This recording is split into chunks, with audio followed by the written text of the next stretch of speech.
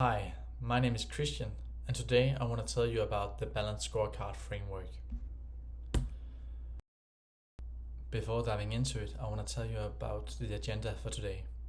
First of all, I want to introduce you to the balanced scorecard framework and tell you why it matters in management consulting.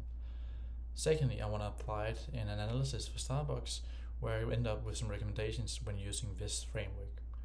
At last, I want to tell you about some strengths but also limitations when using the framework. But what is the balanced scorecard actually?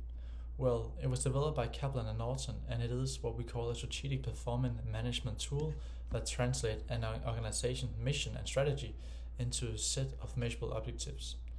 It integrates both some financial but also non-financial measures and trying to provide a comprehensive view of short and long-term performance.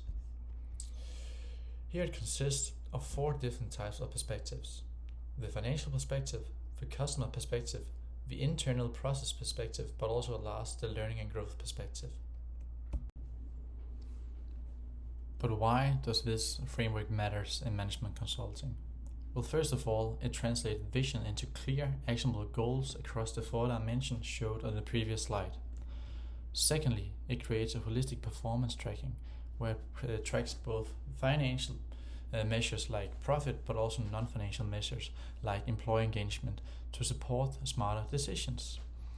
Thirdly, it aligns internal capabilities with external goals. Together, it is especially valuable in cases involving growth strategy, transformation, or performance turnarounds. The framework is useful because it shows how different parts of a business reinforce one another, and Starbucks here is a great example of that.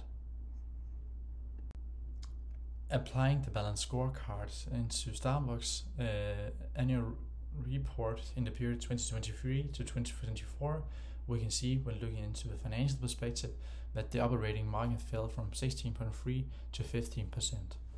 Earnings per share declined 7.5%, but Starbucks still managed to return $3.8 billion to the shareholders. This result is primarily because some strategic investments.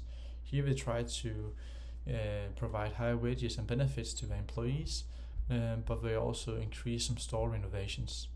Despite that, there were also some negative sides, such as a slow growth rate in key markets like China. So while growth slowed, Starbucks still deliberately prioritized long-term value creation over short-term margins. Looking to the customer perspective, well, they have a loyalty program with over 34.3 million active members. Further, they score 78 out of 100 points in something called the ACSI, which is the American Customer Satisfaction Index. This indicates a very strong brand recognition and market leadership, where customers are loyal and engaged in the company.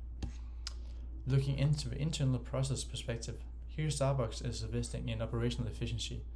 The reinvention plan, which is about modernizing their store layouts and workflows, well, right now they have 31% of the orders are placed through the mobile app. They want to increase this. So with the new store format, we want to use only pickup only to improve speed and cost efficiency. So Starbucks is optimizing the internal processes while maintaining brand values like sustainability and quality. Looking into the learning and growth perspective, well, Starbucks invests heavily in its people. They have over 12,000 employees who already have earned a degree through the Starbucks College Achievement Plan. Their employee turnover is 65%. This is far better than the retail industry, which average is between 150% and 400%. So this means that Starbucks has better employee retention than most competitors. In conclusion, the balanced scorecard reveals that Starbucks is deliberately trading the short-term profitability for long-term strength. Despite slower financial performance in 2024, the company is actively investing in its people, operation, and customer relationships, all in all something that aligns with sustainability value creation, which the balanced scorecard stands for. For field of recommendation, Starbucks should definitely continue to prioritize this balance, leveraging on its strong customer loyalty and internal capabilities, but they must carefully monitor their financial efficiency in key markets like with China and the US. When applying the balanced scorecard framework, there are both some strengths but also some limitations. Looking into the strength, Well, first of all, it offers a holistic view by integrating both financial and non-financial drivers of success. This helps a company avoid short-termism and focus on long-term value drivers. Secondly, it aligns the day-to-day operations with strategic goals across departments, making it a powerful communication and execution tool.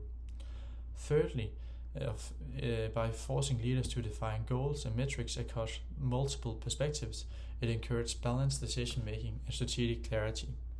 However, of limitations, well, there are one major one, and that is the challenge with KPI overload. Companies can be tempted to measure everything, which dilutes the focus of what actually really matters for the company.